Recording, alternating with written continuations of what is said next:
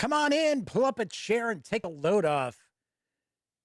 Because today, the Gaming Gang Dispatch is in the air for a Labor Day holiday special. Right after this.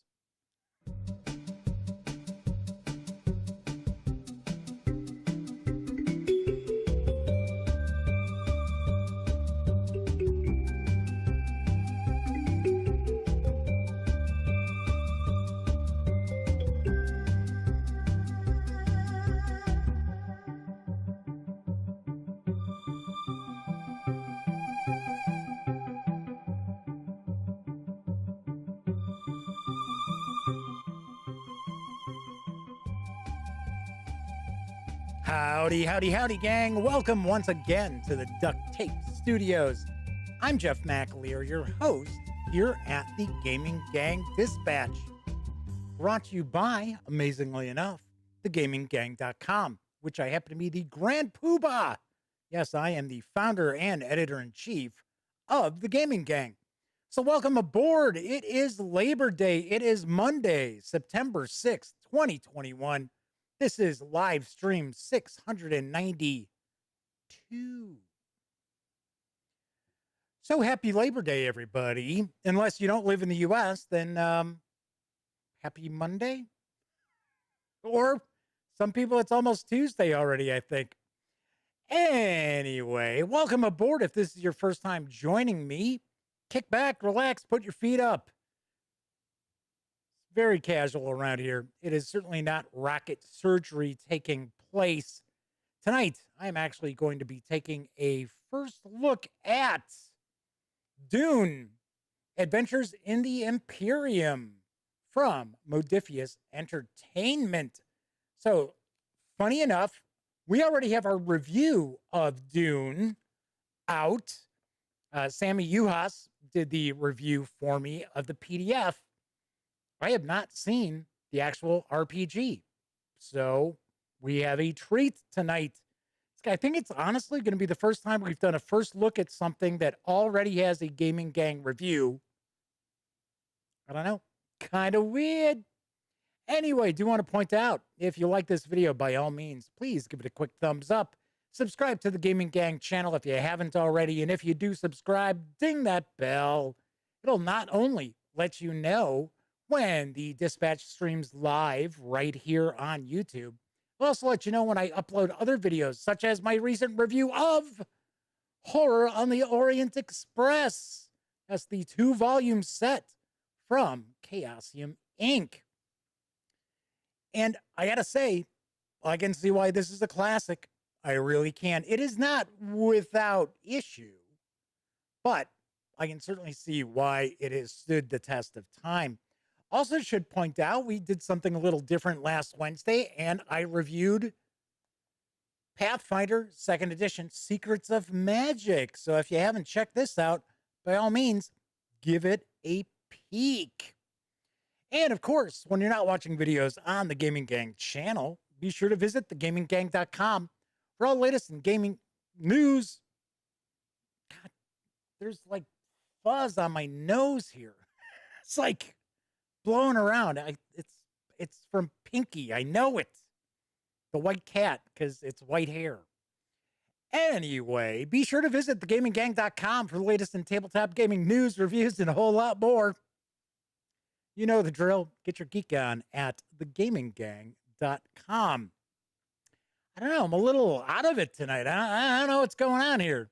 I kind of like zoned out on the open.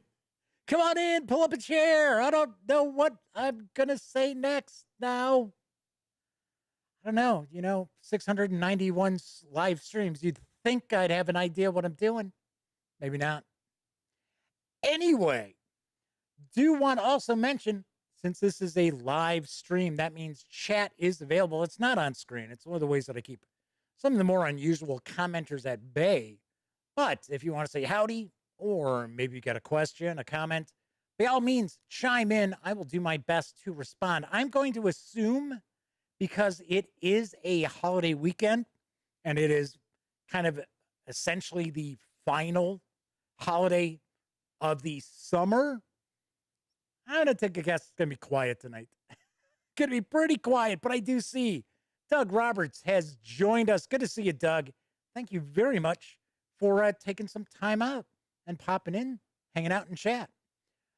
So I'm going to get into the news in just a moment. Do want to point out once again, if you have never caught the stream before, about the first half is devoted to the latest in tabletop gaming news. And then the second half, we're taking a look at a tabletop game. And as I mentioned, we are going to be looking at Dune, Adventures in the Imperium, in a few minutes, but it'll probably be about 30 minutes or so. So if you were tuning in live and you don't want to catch the latest tabletop gaming news, go have a sandwich, kick back, have an adult beverage or something, walk around the block. Then again, I know a lot of people dig the latest news as well. So before I get into the news, I do want to share something that showed up today. And keeping in mind, today is Labor Day, so there is no mail. So this package arrived, I think it was FedEx. And it shows up here. I'm going to switch over to the other camera. So, wink. That was kind of funny how we were seeing the Dune book sitting there. Because what happens is if I don't have this camera kind of underlying the other camera, my forward-facing camera, it doesn't switch over like split second. It's like it'll show for like about a second or so. What was the last thing that you saw? So anyway, so this package shows up. And once again, boy, it's weirdly humid down here tonight. Humid and little puffs of cat hair blowing around. It's just so comfortable. Anyway, so this package shows up and I don't recognize who it's from. And then it's got this oddball tape holding it closed. And I thought, well, what in the world is this? So I cut it open it up. It is Dungeons and Dragons nerds. It's swag for Dungeons and Dragons nerds. So this goes right along with the Tasha's Cauldron of Everything Pop-Tarts. You may have remembered those. So anyway, so I get this package, and inside we've got, now I haven't looked at this. So there's something in here. It looks like there's an adventure. So there's a D&D Nerds adventure in here. We'll take a peek at it in a sec. So there is a bag of Dungeons and Dragons Nerds gummy clusters, which I have no idea what those are. I'm taking a guess. They're like gummy candy with nerds embedded in them. That's what it looks like. A box of Rainbow Nerds. I'm familiar with regular nerds. So these are Dungeons and Dragons Rainbow Nerds. There's a card. So I was like, okay. So there's a little card in here. So it's got a mimic and a beholder. There's a 20-sided die. Pretty good size, chunky, hefty D20. So we've got that. And of course, we've got this little adventure. Let's take a peek. Just for laughs, as Nicholas Stanishek and Flaming Heron have joined chat. Slip this down underneath the table here. Move that out of the way. It's kind of putting a shadow there I want. Let's see what, so it is Restoring Harmony, the Candy Mountain Caper. So they're little mini adventures. It says each mini adventure takes approximately 45 minutes to play, and the final adventure takes approximately 60 to 90 minutes to play. And there are 7 little mini adventures. This is hysterical. So Flaming Heron's like, somebody wants me to get a sugar overload. Well, the reality is, we'll zoom in a little bit here. Get a little closer in here. I'm not going to, I can't have this candy. I'm going to end up giving it to my niece. So we've got Little Adventure Outline, Path 1, The Secret Tunnel. It's a little nerd. It's a little Wizard's Cowl. We've got Candy Mountain Mine.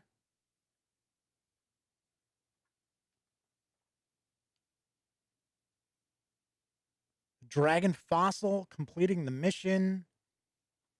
We've got Monster Stats. Kind of surprised we don't have a lot of artwork here.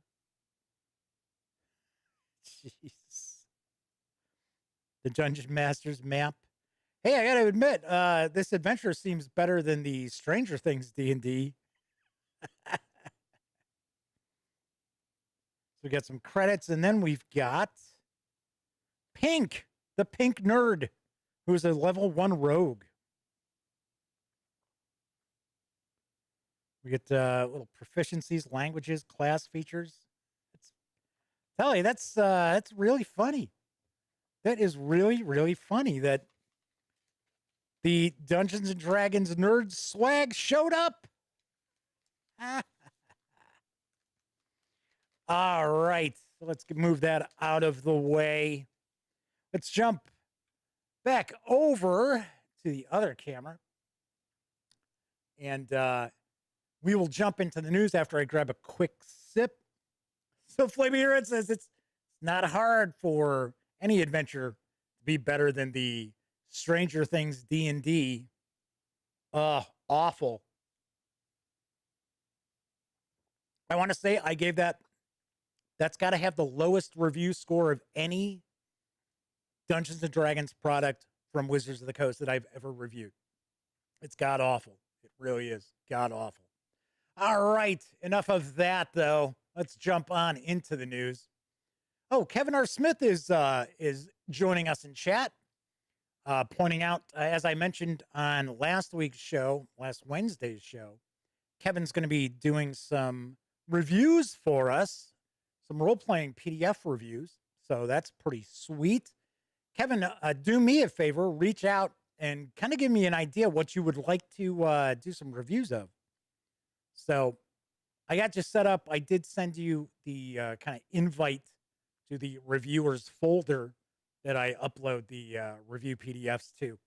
All right, let's jump on into the news, because arriving in Q4 from Plaid Hat Games is the Summoner Wars 2nd Edition starter set featuring the Tundra Orcs versus Phoenix Elves. Here's the dope. Summoner Wars puts you in the role of a powerful summoner, thus the title, in control of a unique army dedicated to taking control of the war-torn planet of Itharia. Display your tactical prowess by summoning units to your gates, outmaneuvering your opponent, and cutting down the enemy summoner to claim victory. Be wary, though. The enemy will take advantage of every opportunity they find to destroy you and your army. Countless units, a wide variety of spells and abilities, and the option to build your own decks all make for a game sure to entertain play after play. Summoner Wars 2nd Edition is a fully expandable tactical dueling card game that features updated versions of beloved factions, along with exciting new factions ready to join the battle. The game, which features new art and a perfected rule system, can be played in person with physical cards or online with a browser-based app. Begin your Summoner Wars adventure with this Phoenix Elves versus Tundra Orcs starter set. In this box is everything you need to play the game. Will you play as the fiery Phoenix Elves, executing your plans with cruel precision? Or will you play as the icy Tundra Orcs, using willpower to temper raw ferocity? Join the battle for Itharia. This is a new and improved edition of a beloved and critically acclaimed hit game. The starter set comes with 2 faction decks that can only be found in this set. All new deck building rules and years worth of carefully planned quarterly expansions will keep players engaged and coming back for more. The Summoners Wars 2E starter set is for 2 players, ages 9 and up, plays in 40 to 60 minutes. It's going to carry an MSRP of $24.95 when it arrives later this year. Very, very nice. I got to be honest, I have never played Summoners Wars. I always heard good things about it. I have really never had any like real relationship with Plaid Hat Games, mainly because I know Elliot did an interview with them years ago. We're probably talking 2013, somewhere around there, maybe 2014. And then once they were part of the Asmodee group, that was kind of it. It's very difficult to kind of like interview or like kind of like tackle individual companies that are part of that Asmodee group. It's really weird. Although Colby Dodge did purchase the company back, so it is no longer part of Asmodee. Funny enough, I had reached out to see about maybe doing an interview at Gen Con, and I guess they're not going to be there. So, yes, another company that has not been removed from the exhibitor list. There's like 5 or 6 now. I'll talk about that a little bit after the news. Arriving from Brotherwise Games this October is Night of the Ninja. Here's the deets. Night of the Ninja is a fast-paced game of deadly secrets, midnight assassinations, and paper-thin alliances. In Night of the Ninja, your mission is to defeat a rival ninja house, if you can figure out who they are. Each round, you choose your ninja role. A spy or a fortune teller gains valuable information, but only a shinobi or blind assassin can cut down an opponent. To win, you'll have to trick your opponents, figure out who can't be trusted, and fight for your house. Night of the Ninja supports 4 to 11 players, and a single round can play out within 5 minutes. Created by Justin Gary, it's designed to appeal to anyone from novice gamers to social deduction enthusiasts. Every card features papercraft art by Ben Charman, intricately hand-cut and photographed to create a unique, evocative visual style. Night of the Ninja offers several twists on the social deduction genre. The team-based play means you can win honor even if you die, as long as your house prevails.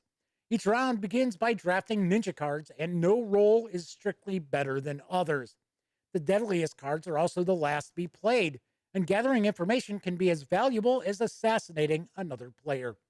Night of the Ninja contains everything needed for up to 11 players. 33 ninja cards, 11 house cards, 11 player standees, and 35 honor tokens. Night of the Ninja once again is for 4 to 11 players, ages 12 and up, plays in 15 to 30 minutes, and will carry an MSRP of $24.95 when it arrives later next month. So it is an October release. Looks kind of interesting. I got to admit, I am not necessarily big on social deduction games, but one thing this really does have going for it is you can play up to 11 players. That is certainly a lot of players. So you can bust it out at parties. Let's move into some role-playing game news because Renegade Game Studios has announced the G.I. Joe role-playing game. Here's what I know about what's hitting stores in the first wave. In the G.I. Joe role-playing game, create your own Joe. Yo, Joe!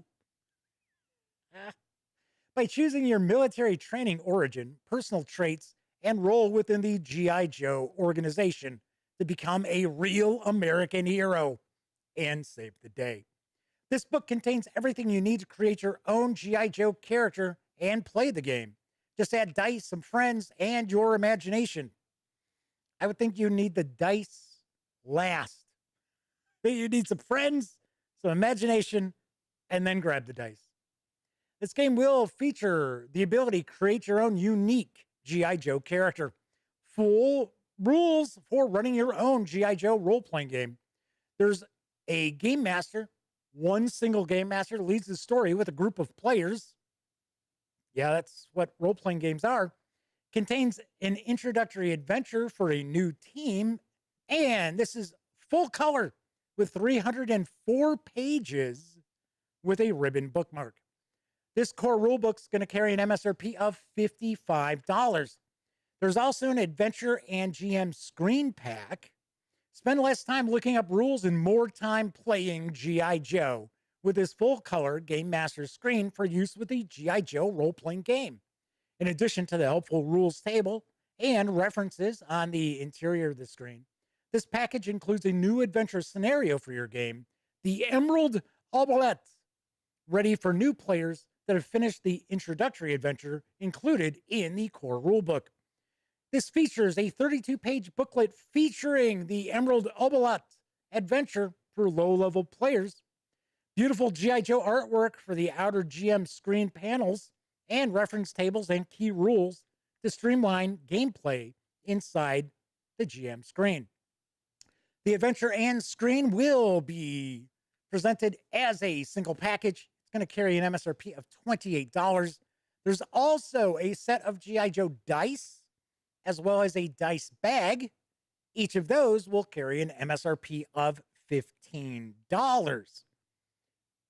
So, gotta say, kind of interesting that we've got a G.I. Joe role-playing game, and it's going to clock in at over 300 pages. I will say the $15 for the dice and $15, that's the dice bag you're taking a look at, seems way overpriced. I mean, you can go get your own set of polyhedral dice, even if you went to a game store, $10, maybe even less. Go on Amazon, get a set for about $2. But the rest of it does look pretty cool. The only question I would have, and I know that Renegade Game Studios has kind of got an agreement. They've got a deal with Hasbro. That's why we've got the G.I. Joe deck building game that actually looks pretty cool. I did a news piece about that a little while back. They're also doing a Transformers role-playing game, a Power Rangers role-playing game, although I don't think Power Rangers is really tied into Hasbro. And, of course, a G.I. Joe role-playing game. But the thing that I'm wondering about is what kind of support Renegade's going to provide. Because Renegade's come out with some role-playing game stuff. The Kids on Bikes, I thought was great. I thought they did a really good job with that. But they've got some other role-playing games that they didn't really support much. So I'm kind of curious. Plus, I got to admit, I'm a little surprised seeing that it's Hasbro that they didn't just go in-house and have Wizards of the Coast do it. I don't know. So, kind of curious about that. I don't know if we'll have an opportunity to see this or not. I doubt it. Once again, this is another company I reached out to. They're not doing any meetings with anybody. Supposedly, they're not doing any interviews or anything like that at Gen Con. So maybe we'll set something up, try to do an interview after the show. All right, moving right along. Newcomers Leyline Press has a new old school essentials compatible adventure. Here's what I know about Isle of Glazlin. Or Glazlin? Let's say Glazlin. All eyes have turned to the Isle of Glazlin. Within her ragged, mist-covered hills, a bounty of wealth buried beneath the earth. Twisted veins of copper entwined with gold, which have filled men's hearts with greed, and they have rushed to the isle with the promise of riches. The Isle of Glazlin is a printed pamphlet adventure module designed to be compatible with old school essentials and other classic retro clones. We're really proud of the fold-out design. Book comes as a fold-out booklet. On one side is player-facing information, such as a fully illustrated and keyed hex map, as well as town map. On the other side is GM-facing information, packed with useful info such as random monster tables, key NPC information, potion tables, and more, all essentially acting as a GM screen. We've also packed as much gameable content as we could into the book, or I guess we would say booklet. Each of the 7 hexes is detailed out. There's also 2 illustrated dungeons and an intertwined adventure drawn from Welsh mythology with 2 big surprises at the end. The fold-out booklet is available right now. It's approximately $9.99 because this is a UK company. So you would have to be ordering it from them overseas. But I would assume at some point we'll probably see this on DriveThruRPG, just as a guess. So Boris has joined us in chat tonight. Good to see you, Boris. Thanks for swinging on in. So Nicholas was asking if the G.I. Joe and Transformers role-playing games are going to be compatible with each other. I don't know, but I do understand that they are both going to be, and I think the same with the Power Rangers. There's a D20 based system, so that's coming out from Renegade, and I believe it powers all three of the role-playing games. That would be pretty wild if you could have, your G.I. Joe Transformers team up. What is this, IDW Comics? Inside joke if you're familiar with IDW Publishing. All right, my final news piece. The latest issue of Monster Hunts Weekly is available for Fantasy Grounds. It's over at the Dungeon Masters Guild. It's from Grim Press. Here's the skinny. Monster Hunts Weekly presents a collection of one-shot adventures, full-color maps, new creatures, magical items, plot hooks, and harvest tables to quickly inject into your Dungeons & Dragons games. Brought to you by the design team behind 100 Monster Hunts, Legendary Hunts, and the Greased Monkey's Handbook. These easy-to-navigate supplements are a perfect addition to any campaign theme. Each issue focuses on a different creature type and are written by a host of talents from all over the DM's Guild, from adamantine bestsellers to new and upcoming authors. So what's inside this week's issue? The Caged Soothsayer, a challenge rating 8 aberration capable of predicting future events and warping a region with its magical presence. New harvesting materials: blood, lower legs, mysterious egg, eggberry, soothsayer feathers, hide, and bones. 6 new magical items to craft: the mysterious egg, egg berries, revealing incense, diviner's bones, feathered saddle, and prophecy quill. There are 3 plot hooks, various bounties, rumors, and suggestions for introducing the Caged Soothsayer to your Dungeons & Dragons games. And there's an Oracle's Request, a short one-shot adventure for 4 to 6 players of 11th level, ready to run out of the box, complete with monster tokens, NPCs, full-color maps, and rewards. This Fantasy Grounds mod, it is not a PDF. It is a mod specifically for Fantasy Grounds, is available from Grim Press, and you can get it over at DM's Guild for $5.95. Nah, I gotta say, this looks kind of interesting, especially if you're playing D&D on Fantasy Grounds. This could be something kind of cool to bust out. I ran across this and it caught my eye. That's why I decided, I was like, hey, you know what? I never share like mods for any of the virtual tabletops. So I thought, you know what? And this is like every week they have something new. So I think this is the 31st. So there's quite a bit out there. All right. Anyway, as I mentioned, that is available over at Dungeon Masters Guild. And of course, keep in mind, the Gaming Gang, thus the Dispatch, are affiliated with the One Bookshelf sites. So if you are going to visit, say, DM's Guild or DriveThruRPG, be sure to stop by thegaminggang.com first. Click on one of our banners. That way, if you do happen to make a purchase, I get a little portion of that sale. And all those nickels, dimes, and quarters, damn, I'm telling you, it's humid down here. And there's like, I highly doubt you heard, because this mic really doesn't pick up a lot of background. But Pinky was down here, and she's leaving her hair. There she goes. I'm looking at it right now. There's like little puff balls of pinky whiteness floating around, and they're like attaching themselves to my nose. I don't know why. Anyway, 245 Trioxin is with us. Good to see you. I should point out on Wednesday's show, I did a couple of giveaways. Those are going to get mailed out on Wednesday. So I had a bunch of stuff going on the end of last week. And of course, today's a holiday, so no mail.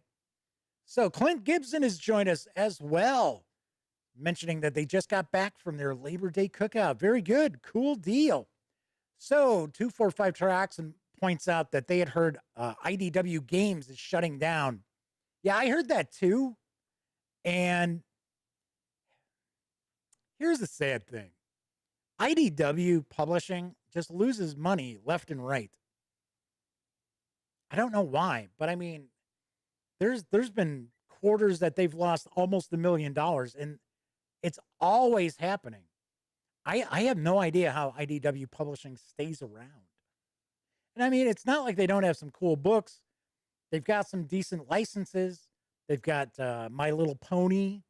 They do like Marvel adventures, Star Wars adventures. So I don't know. I have no idea. But yeah, I had heard about that too, that the game division was going to close down. I got to be honest. They really didn't. They didn't release a ton of stuff.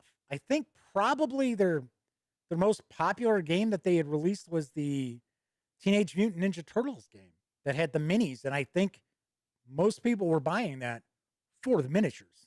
So Nicholas says, IDW is a continuous sad story of mismanagement. And they're always changing management too. I don't know.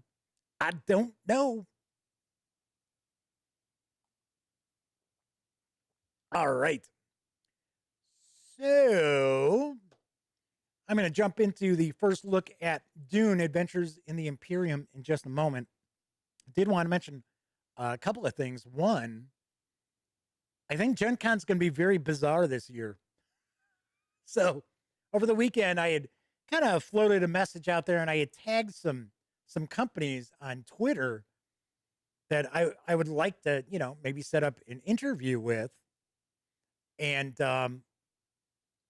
some of them are like, oh, we're not going. We're not setting up meetings with anybody, which I thought that was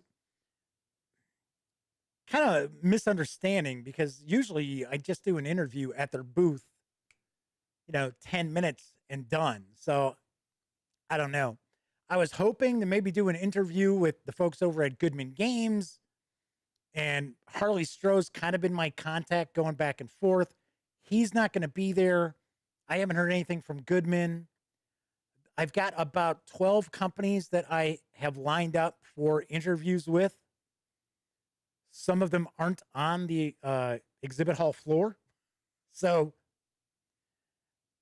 I don't know. It's going to be very weird. We're probably going to end up hearing from companies that neither you or I have ever heard of, because I'll probably be strolling around on Thursday just checking some stuff out and handing cards out and say, hey, if it's something cool, maybe we can talk.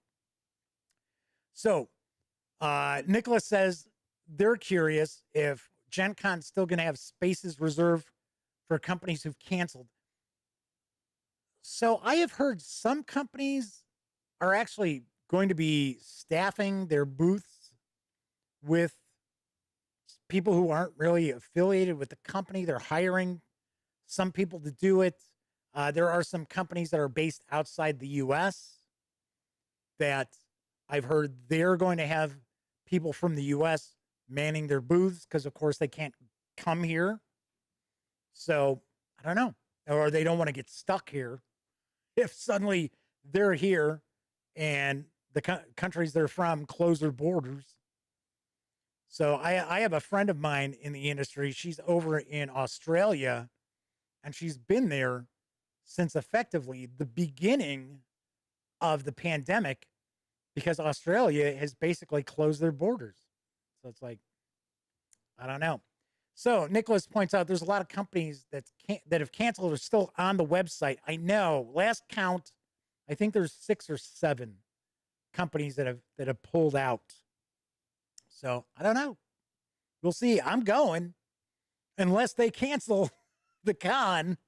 I am going. I'm already, I already got hit up for the first night over at the Crown Plaza. But I was going to say, we're a little more than a week away, and it's Indiana. They're not going to cancel it. Something really drastic would have to happen for them to cancel it. All right. Anyway, so, I just wanted to point out, I think it's going to be kind of unusual. It's going to be a very different Gen Con. So, I don't know. I have a feeling it's going to be a Gen Con that I've got quite a bit of time on my hands. So I also have to find out if this year the press is going to be able to pick up their press passes during the retailer day, which is on Wednesday, because that's usually the case. And that's why I normally go on Wednesdays, for one, to go get my pass. And then there's stuff that's open for the press that they can attend during the retailer day. And I usually drop off my auction items, but we already know there's no auction this year. So that's why I've been doing the weekly auctions over on the website. All right. So if you've been tuning in to take a peek at Dune, Adventures in the Imperium, let's get on with it. It is from Modiphius Entertainment. The 336-page hardcover is available right now for $64. You can grab the PDF over at DriveThruRPG for $19.99. So let's swing back over to the other camera, because here we've got Dune, Adventures in the Imperium. Let's move out a little bit. We had kind of zoomed in a touch for the Dungeons and Dragons nerds. I swear that swag box showed up. I was like, what in the world is this? I was like, this is so bizarre. All right. So this is a role-playing game that a lot of people were pumped about. It is from Modiphius Entertainment. As I mentioned already, we do have a review of this role-playing game up on the Gaming Gang, because Sammy did a review of the PDF. So we'll take a look at the back here real quick. I'm not going to read everything on here, but Arrakis, Dune, Desert Planet. The Dune Adventures in the Imperium role-playing game takes you into a far future beyond anything you have imagined, where fear is the mind killer. So be sure to keep your wits about you. The Imperium is a place of deadly duels, feudal politics, and mysterious abilities, where noble houses politic constantly for power, influence, and vengeance, in a universe where a blade can change the fortunes of millions.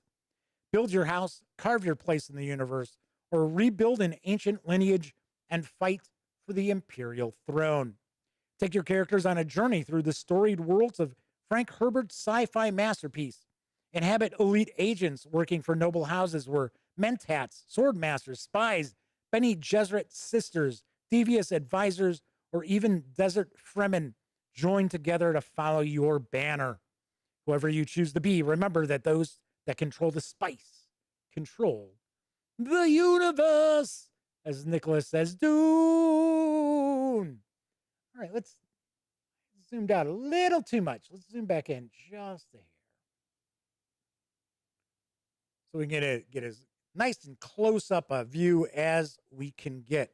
So as you noticed, I took the plastic off of this. So this is legitimately a first look. I have not seen this. And I like doing that, because then we get to experience these things together. I'm going to actually zip through this rather quickly. I know this has been out for a while. Yeah, the pirates are already, but still, we're not going to take a look at each and every page. But do want to point out, I did not go through the list of writers and artists, because There are loads of them,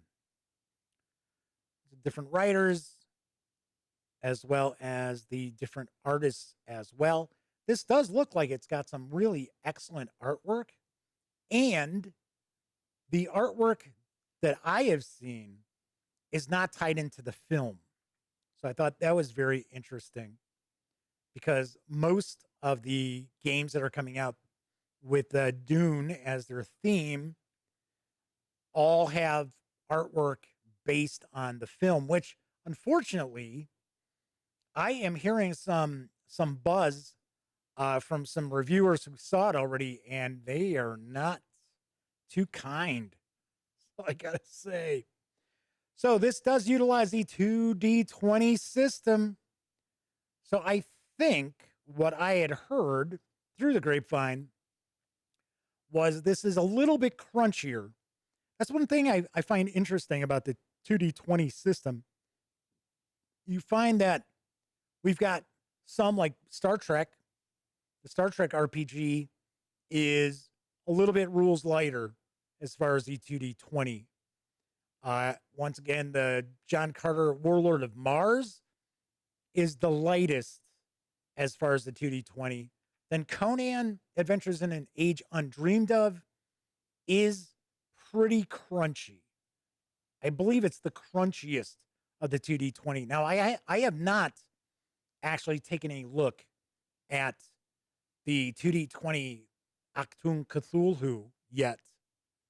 So, Modiphius is a company that's supposed to be at Gen Con. I don't know.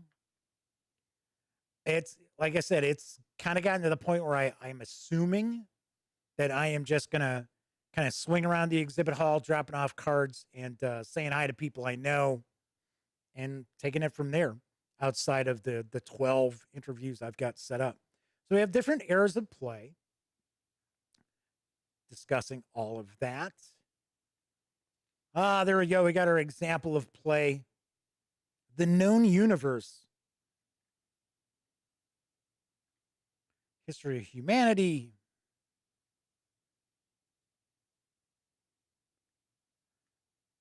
I am a big fan of the original trilogy, but once I started reading the fourth book, and I don't know if I just was experiencing some like Dune burnout or something, I just lost interest. The Spice Melange, the Spacing Guild. I know a lot of people really hate the 1980s Dune, the David Lynch movie. I liked it. Then again, I had read it. I had read Dune by then, so I knew what was happening. I guess if you went into it completely blind, you'd be like, what the hell is all of this going on? But as we can see, this is going to be jam-packed with Frank Herbert goodness. And it's not just playing on Arrakis, I believe. So I'm also kind of curious what kind of support this role-playing game is going to get. I don't know. I do not know. Oh, that's kind of cool. That's nice artwork there. Show you that. The Bene Gesserit. So Flaming Heron says the new one has to be amazing to top the original. I mean, I admit, the original has its problems. There's some parts where it's Snoresville, but I liked it. I got to be honest, I didn't think the 2-part miniseries, I think it was Sci-Fi did it. I didn't think that was so bad. I thought it was all right. So we're going to discuss planets here. So here we have Arrakis. I'm going to take a guess that this is probably the planet we're going to see the most information on. Politics on Arrakis, the Fremen.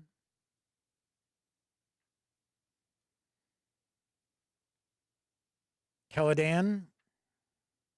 Yeah, so now we get just a couple of pages, looks like, on each of the other planets. Not even. The Junction gets just a section here.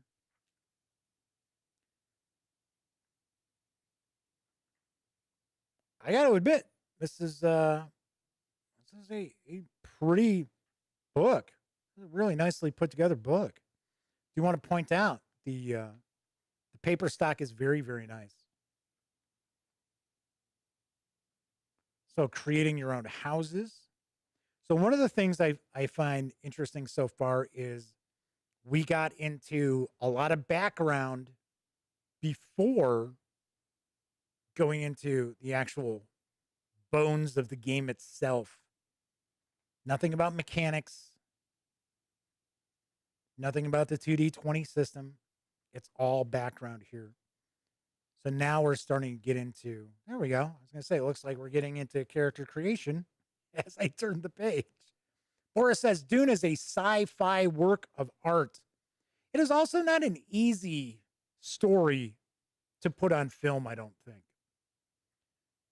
Just like Foundation is coming from, isn't it Amazon? I think it's Amazon. And I am certainly looking forward to checking that out. Richard Harris's son is in it. Gosh, I can't remember his first name. He was in Mad Men. He was in a couple of seasons of The Expanse. So we have our archetypes. It's got our battle archetypes. We've got socialites. We've got disciples, adepts, academics. So we've got skills and focuses. So it says the starting player character has 4 focuses representing areas of expertise and specialization beyond their broad skills. These focuses will each be associated with a single skill, which represents a skill which will use that focus most often.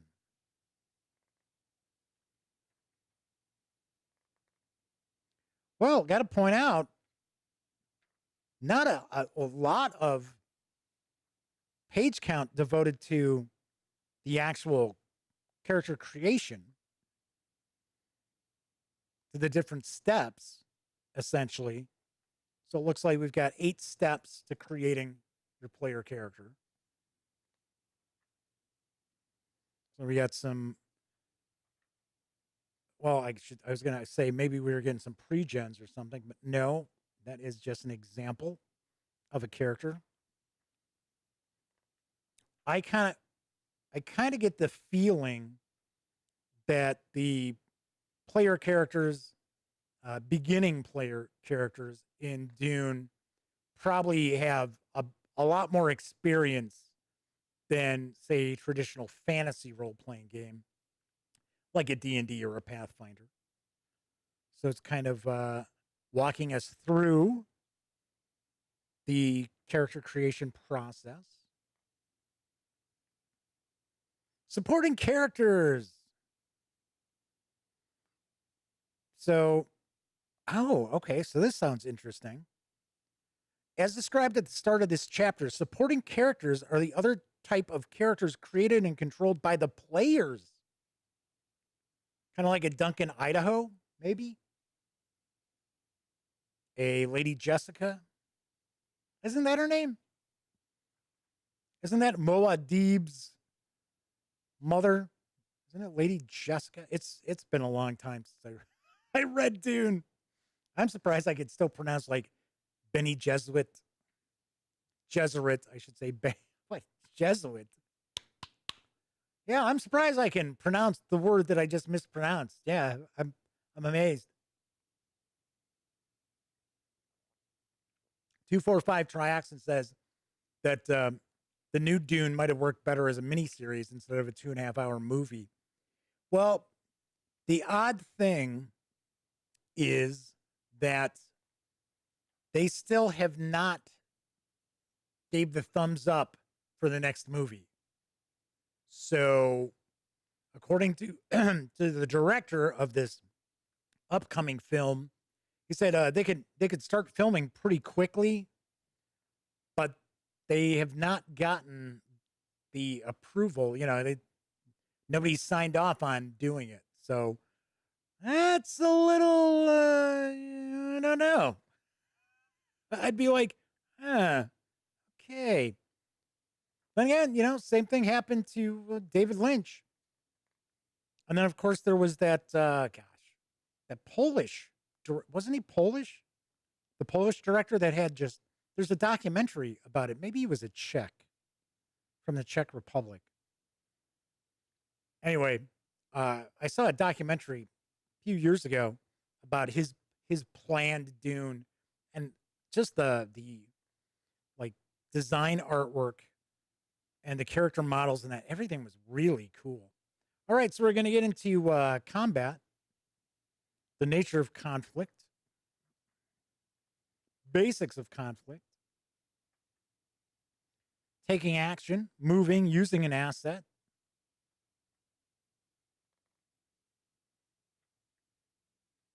forms of conflict. So we have dueling.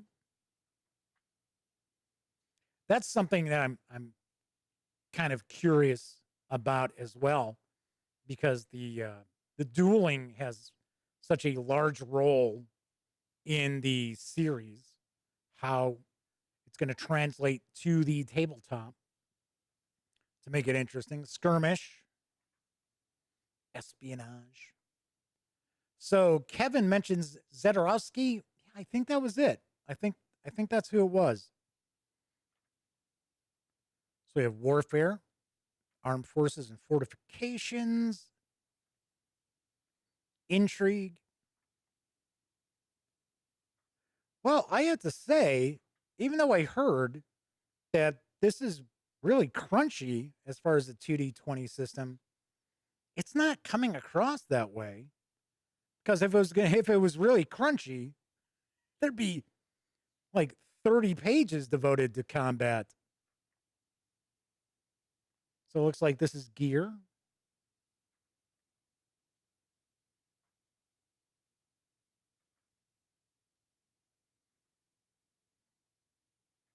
So it was like vehicles. Yep. Ornithopters, spice harvesters, highliners. So we got espionage assets. So depending on what your archetype is some of the assets, some of the gear that would be available to you.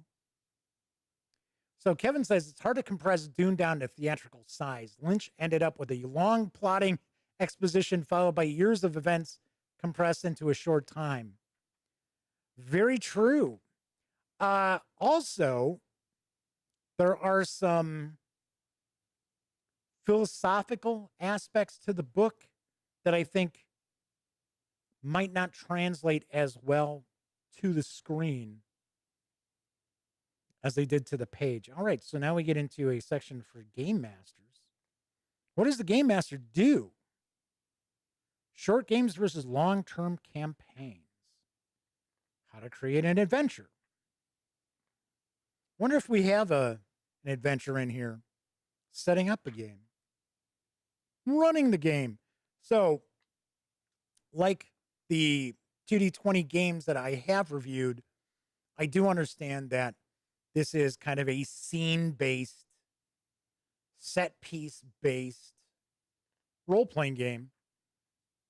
We're not talking, sandboxy or anything like that. So Boris is pointing out what it costs in Canada. So it's $92.21 Canadian.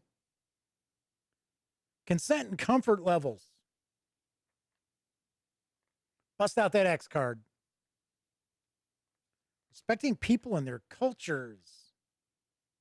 All right, so now we get allies and adversaries. So is this an NPC section? House of Treaties. Yeah, it is Lady Jessica. I thought so. Muad'Dib. Paul Atreides. Gurney Halleck. Thufir Hawat. I don't remember that character. Name's not ringing a bell. There we go. There's Duncan, Idaho. Surprised that we don't have some artwork for each of these. There we go. Hisbu, House Harkonnen.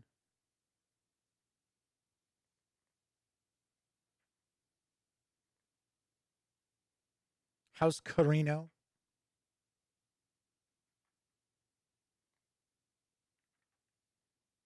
And there we've got our Fremen. Creating non-player characters. Make them believable. That is something that I strive to do all the time, regardless of the role-playing game that I'm running, is even when some of the NPCs are a little over the top. So Clint says, Rotten Tomatoes says the new Dune is fresh. Hey, I hope it's good. I'm not rooting against it. I got a, oh, there we go. Criminal. Finally got some artwork. We were kind of shy of some artwork for a while until we got into the archetypes here. So Clint says they don't know if they're going to trust Rotten Tomatoes. What I found, and I use Rotten Tomatoes. I always take a peek. I find that the score, you got to wait until the movie's been out for about a week, and then the score's pretty legit. But like early on, we get these like early reviews, and I've seen stuff go from 100% down to like 40s, you know? So, all right. Healers, house soldiers, mentats, merchants.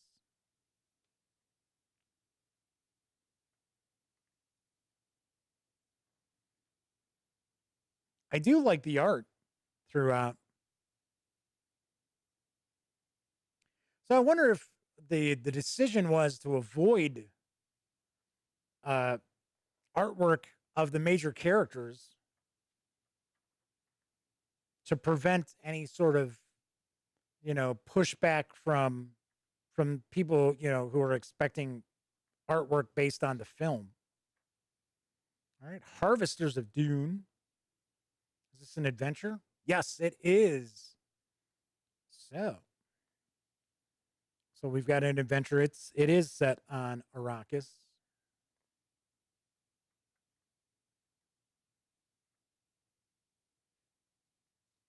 So far, we've got 3 acts. It was kind of funny because when there were rumors about a Dune role-playing game, this was a while back, I sort of had the feeling it was maybe going to be through Free League. I thought maybe Free League Publishing was going to do it. All right, so here's our character sheets. So we got a house record sheet. And then the character sheet there. Got some tables and just some player aid information here. Onto the index. And it looks like there is a code.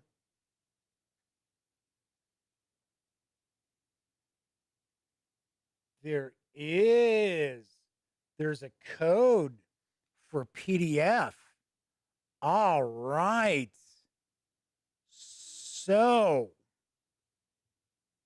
should we do a contest then for the PDF? All right, I gotta think of a trivia question. Let's see here. Oh, how many pages are devoted to character creation in the core book here?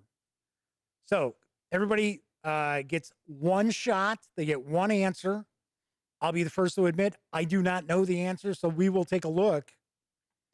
So if you want to jump into the running, get a copy of the PDF of Dune Adventures in the Imperium, by all means, chime in. Let's chime in the next couple of moments. So once again, how many pages are devoted to the character creation section in this core book? Or if no one wants it, I guess, nobody has to guess. Nice. Very cool. So 245 Triaxon says 6 pages. Kevin says 10. Who else is jumping in for a guess? I don't know. Clint says 17. And it'll just be closest. It doesn't matter if you go over or not. I don't care. You could go over. All right. So we've got 6, 10, 17.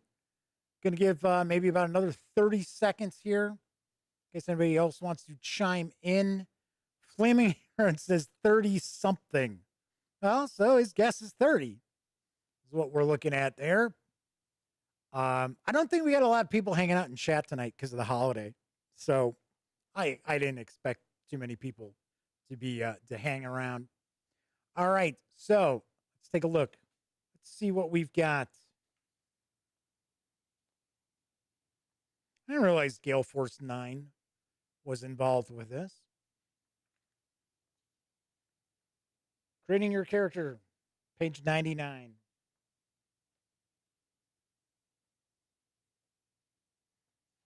All right. So we're counting this. Boris says 8. 1, 2, 3, 4, 5, 6, 7, 8, 9, 10, 11, 12, 13, 14, 15, 16, 17, 18, 19, 20, 21, 22, 23, 24, 25, 26. We're counting that. It's in the character creation. That's 27.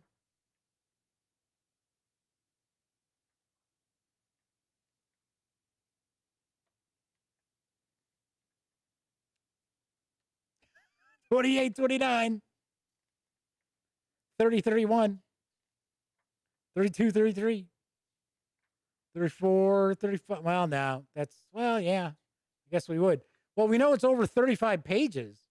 I was actually surprised. So we're looking at almost 40 pages. It didn't seem like that much. Wow. So our winner is Flaming Heron. So there you go. So 245 Trioxin says, that's a lot of black ink. Yeah, for some strange reason, Modiphius loves their like dark background.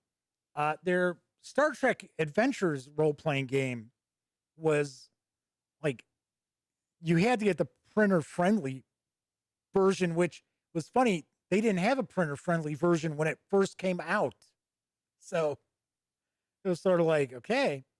All right. Once again, Dune Adventures in the Imperium is from Modiphius Entertainment. The 336-page hardcover is available right now for $64. You can also score the PDF at DriveThruRPG for $19.99. All right. So congrats to Flaming Heron as our winner for tonight's contest. Pretty sweet. Very, very cool. All righty. So, Flaming Heron, do me a favor, shoot me an email. I will fire you off a copy of the Dune Adventures in the Imperium RPG, the PDF. All righty. So, like Dungeons and Dragons nerds. So, on Wednesday's show, I think what we'll do is we are going to take a look at the Fallout role-playing game from Modiphius. This is a Modiphius week. So we will be taking a look at this on Wednesday's show. And I'm going to take a stab in the dark. There's probably a code in here for a PDF for the Fallout role-playing game. So we will be looking at doing a giveaway for that too. Nice. Also should mention, next week, of course, is Gen Con. I will do a show on Monday. There's going to be a show on Monday. And of course, then the rest of the week, I will be off. The end of the month, on September 27th, which is a Monday, I'm undergoing some oral surgery. And I don't know how that's going to end up. So I know that Monday, there is not going to be a show.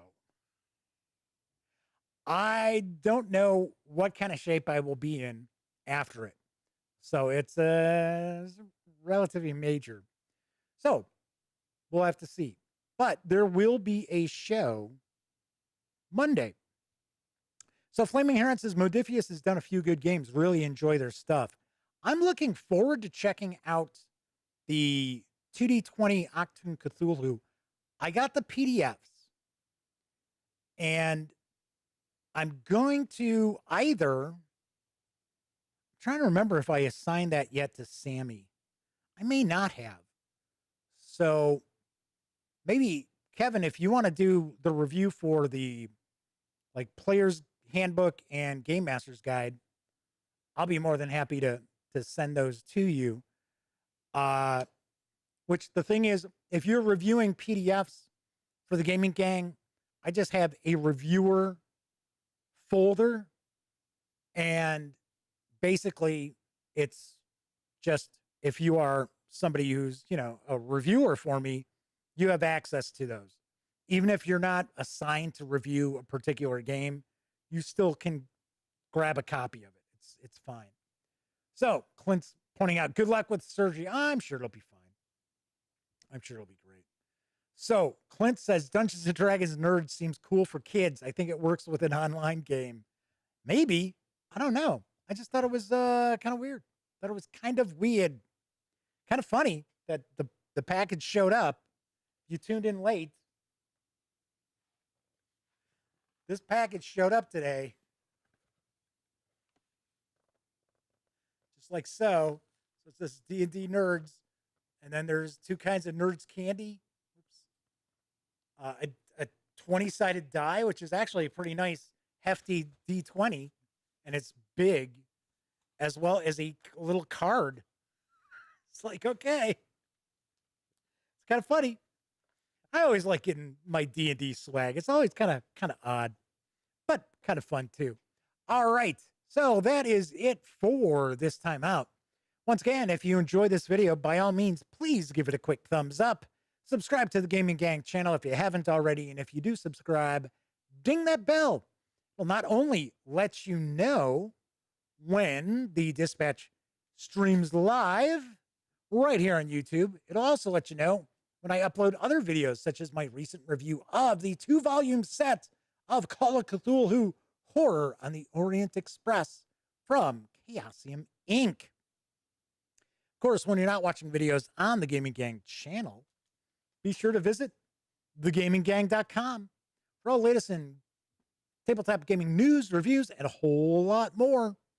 You know the drill. Get your geek on at thegaminggang.com. Once again, everybody who watched live, thanks so much. Especially on a holiday. I was actually thinking I wouldn't have been shocked if there was nobody hanging out in chat. So I was like, yeah, it wouldn't be too surprising. But we did actually have a few people hanging out. So very cool. Of course, I know there are a lot of people out there who don't have an opportunity to watch live. Thank you as well for taking time out to give videos on the channel a watch. It is much appreciated. So everybody enjoy the rest of your Monday night. I will be back Wednesday as we take a look at the Fallout role-playing game from Modiphius Entertainment. And of course, until I see you next, here's hoping each and every one of you gets to enjoy some great gaming with your very own gang.